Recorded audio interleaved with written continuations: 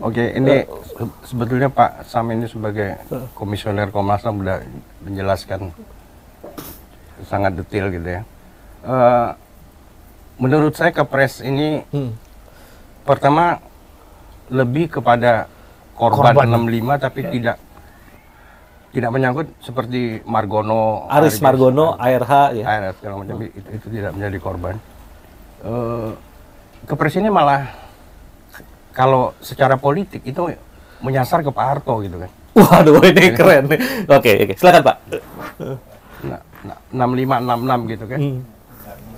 Nah, sebetulnya yang jadi presiden pada waktu itu siapa gitu? Pak Harto kan jadi presiden tahun 67. Iya, iya ya. Iya, betul. 68 Pak, sorry. Iya, 68. 68. Iya, dia mau ngelempar batu kena pala sendiri gitu, Pak. Iya.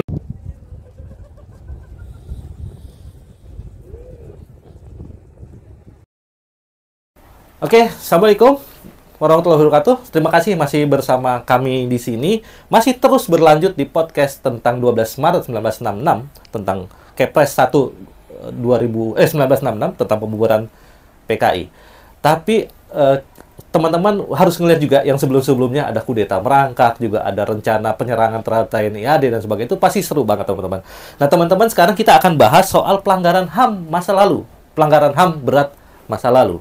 Nah ini menarik nih, Pak Samsudin ini mantan tentara yang juga pernah menjadi anggota Komnas HAM. Seru ini kan. Dan Pak Nur Johanoh, penulis buku tentang sejarah PKI dan maupun tentang Pak Harto. Nih, Pak kepada dua narasumber kita akan mendiskusikan tentang pelanggaran HAM berat masa lalu ya. Kalau kita lihat ya, sepanjang 6566 memang kenyataan jumlah besar orang dituduh komunis. Yang dituduh komunis itu ditangkapi, ditahan, tanpa proses hukum, penyiksaan, perkosaan, kekerasan seksual dan sebagainya. Kalau kita searching di Google tuh bahasanya seperti itu saat ini. Di Wikipedia ini tepatnya gitu ya. Nah, di Wikipedia juga dikatakan dari hasil penyelidikan Komnas HAM sekitar 32.000 orang diketahui telah hilang dan beberapa tempat diketahui menjadi lokasi pembantaian para korban. Sementara itu, beberapa riset menyatakan bahwa korban lebih dari 1,5 juta sampai 3 juta orang. Wow, banyak sekali gitu ya. Kemudian kalau nggak salah, Benedict Anderson, juga Indonesianis, mengatakan sekitar 500 sampai 1 juta orang dibantai sebagai kelanjutan dari G30S PKI. Nah, kemudian pada baru-baru ini, Januari 2023, Pak Presiden Jokowi itu ada mengakui 12 pelanggaran HAM berat masa lalu. Salah satunya yang nomor 1 malah itu adalah yang 1965-1966. Nah sekarang perspektifnya gini, Pak Samsudin ya, di buku Anda kan Anda menyebut PKI justru yang melakukan pelanggaran HAM duluan. Gitu ya. Apakah karena itulah Anda menilai bahwa sah-sah saja nih kemudian orang-orang yang dituduh komunis itu ditangkapi, dibantai, disiksa, dan sebagainya, yang oleh pemerintah saat ini diakui sebagai salah satu dari 12 pelanggaran HAM berat masa lalu. Jadi kayaknya kita terus aja saling balas-membalas nih. Itu kan tidak baik sebenarnya. Gimana? Saya tidak mengatakan mengesahkan sah-sah, tidak. Okay. Pelanggaran berat tetap pelanggaran berat. Memang dalam buku ini saya tulis, yang melakukan pelanggaran berat pertama adalah PKI, Pak.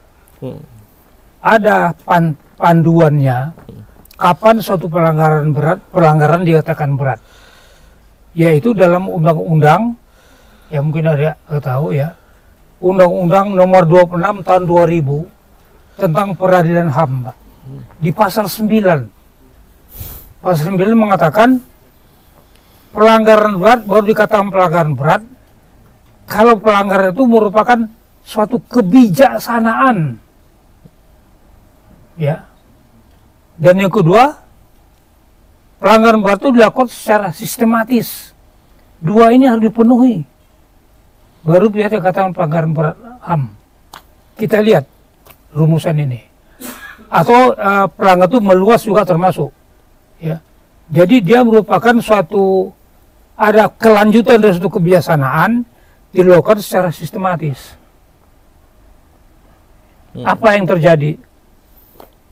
Bapak mungkin lupa atau tidak tahu, mohon maaf ya. Ada kebiasaan PKI, yaitu perjuta, perjuangan bersenjata. Itu kebiasaan dia. Ya, masuk pasal 9. Apakah itu dilakukannya secara sistematis? Ya.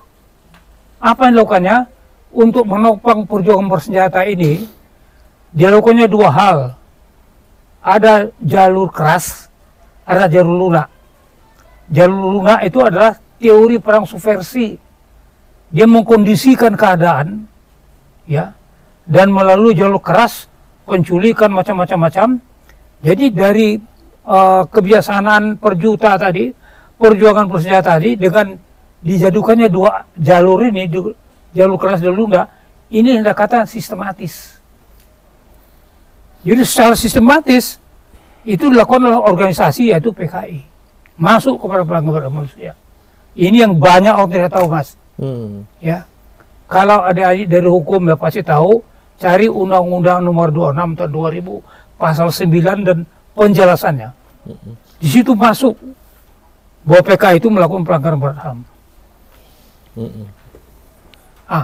Kita lihat ya kan sudah korbannya banyak. Tetapi juga sewaktu keadaan berbalik di Jawa Tengah, PKI dibantai, itu juga pelanggaran berat HAM dilakukan oleh lawan PKI. Karena dari rumusan tadi ada sistematis bla bla atau meluas. Nah, kejadian di Jawa Tengah ini meluas, Pak. Meluas. Jadi dua-dua melakukan pelanggaran HAM berat.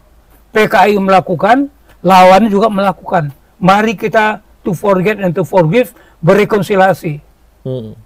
Saya mohon maaf kalau melihat Kepres 17 itu agak Mas ya.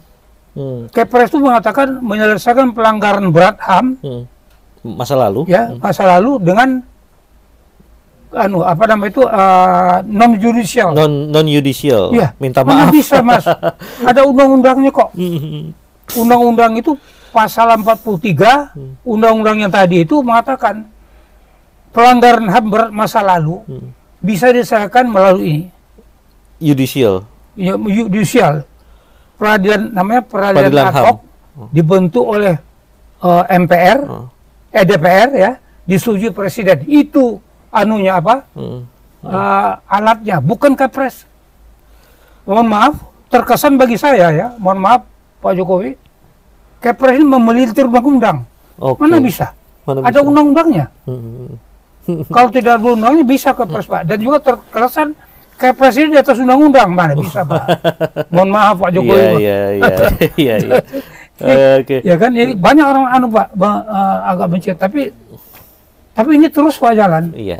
Memang kita ada tim Pak, Foko namanya, sedang meneliti ini. Oke. Ya. Bagus Pak, kita tunggu hasil saja. Ya, makanya itu kita teliti ya.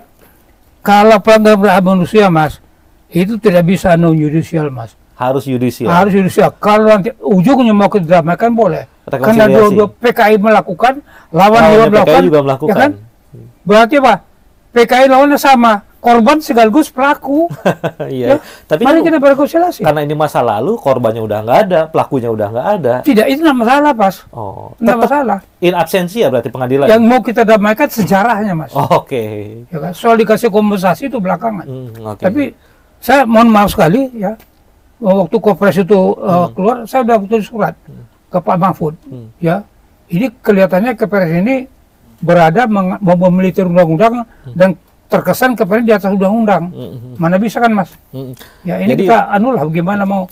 Saya nggak tahu Pak Jokowi nonton marah, silakan aja. Jadi intinya dari Pak Samsudin ini ditekankan bahwa kalau pelanggaran HAM berat yang dinilai, yang 65 itu yang dinilai yang dilakukan oleh lawannya PKI, justru PKI kalau kita lihat dari Undang-Undang Nomor 26 tahun 2000 itu tentang peradilan HAM bisa dikatakan telah melakukan pelanggaran HAM berat karena secara sistematis. Karena doktrin PKI memiliki itu tadi ya perjuta. Terus teori perang subversif, penculikan macam-macam dan sebagainya. Memang mereka merencanakan semua itu. Wah, ini kan sistematis. Nah, kalau sistematis bisa jadi pelanggaran HAM.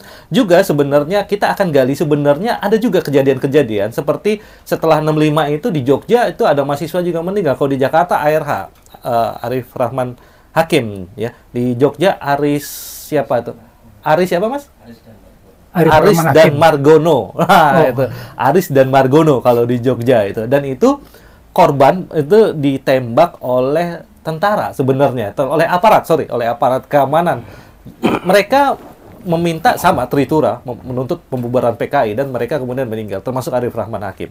Nah, apakah ini termasuk pelanggaran HAM yang dilakukan setelah 65 dan dilakukan kepada para penuntut PKI untuk dibubarkan? Dan juga di beberapa daerah tadi ya, seperti ceritanya di November 65, bahkan masih ada di Jawa Tengah, di Solo, dan sebagainya. Kita akan minta komentar atau pendapat dari Pak Nur Johano.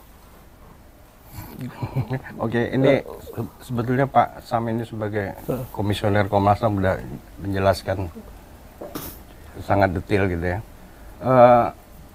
Menurut saya Kepres ini pertama lebih kepada korban 65 tapi tidak menyangkut seperti Margono, Aris Margono, ARH ya. ARH segala macam itu tidak menjadi korban. Kepres ini malah kalau secara politik itu menyasar ke Pak Harto gitu kan. Waduh, ini keren nih. Oke, silakan Pak. 6566 gitu kan. Nah, sebetulnya yang jadi presiden pada waktu itu siapa gitu? Pak Harto kan jadi presiden tahun 67. Iya, iya ya. Iya, betul. 68 Pak, sorry. Iya, 68. 68. Iya, dia mau ngelempar batu kena pala sendiri gitu. Iya, itu persis itu. Oke, kita cek 68 67, setahu saya 68. 68. 27 Maret 68. Iya. 12 Maret 68. Iya.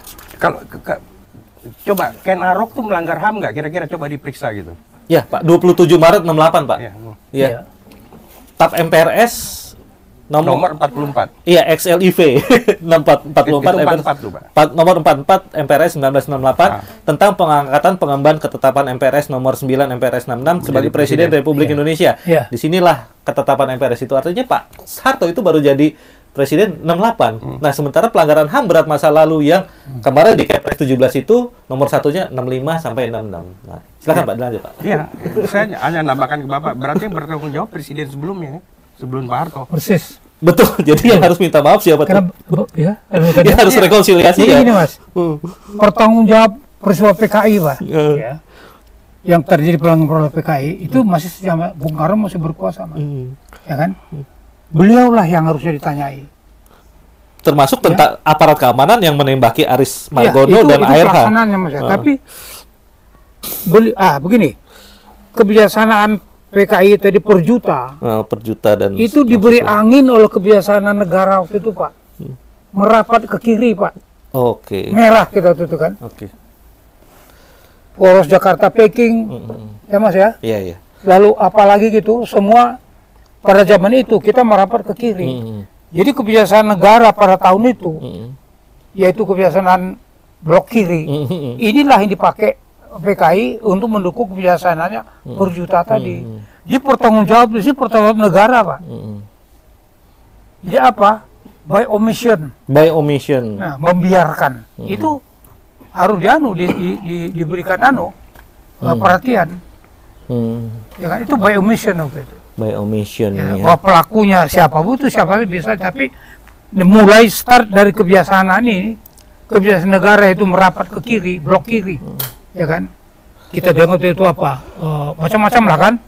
Nah, dipakai oleh PKI untuk mendukung kebiasaan dia tadi. Tapi jadi ini satu rangkaian kebiasaan di mana negara di dalamnya. Nah, kenapa harus dituntut kepada negara waktu itu? Karena itu membiarkan dia. Nah, ini Crime nyambung by omission. crime by omission. Iya kan? Kejahatan karena membiarkan. Oke. Itu yang mau dimaksud oleh Pak Anu tadi, saya kira. Oke. Ya, jadi Kepres itu harusnya gimana, Pak? Kepres mana? 17. Ya, lebih adil lah sepertinya seperti itu ya. Saya kira Kepres itu karena ada undang-undangnya, nggak bisa terbit, Mas. Selesaikan itu melalui undang-undang yang ada. Harus secara yudisial, intinya seperti itu. Dan Pasal- kalau nyambung dengan tadi Pak Nur Johano, kalau secara yudisial berarti bukan Pak Harto dong Ya, yang harus diadili. ya mau kita lihat sekarang suasana kejadiannya mau kita telah dulu. Siapa yang akan bertanggung jawab kita lihat ya.